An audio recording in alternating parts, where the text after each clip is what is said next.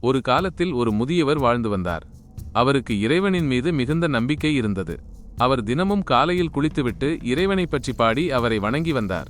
அவருக்கு இறைவன் ஒரு நாள் நிச்சயமாக தரிசனம் தருவார் என்று உறுதியாக நம்பினார். தினமும் அவர் ஒரு குறிப்பிட்ட நேரத்தில் ஒரு மரத்தடியில் அமர்ந்து தியானம் செய்வார்.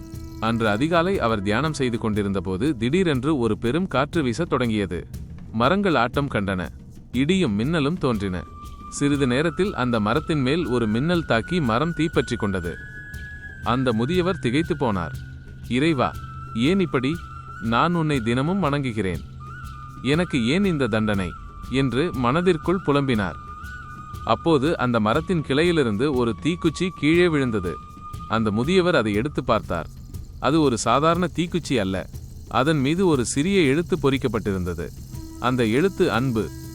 அப்போதுதான் அந்த முதியவருக்கு புரிந்தது. அவர், இறைவா, நீ என்னை சோதிக்கவில்லை, என்னை உன் அன்பை உணர்த்துவதற்காகத்தான் இப்படி செய்தாய் என்று மனதிற்குள் நினைத்தார்.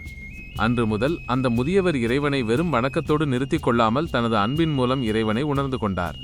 நீதி: இறைவனை பார்க்க விரும்புபவர்கள் அவரை தியானத்தின் மூலம் மட்டும் பார்க்க முடியாது. அன்பின் மூலம் பார்த்தால்தான் முழுமையாக உணர முடியும்.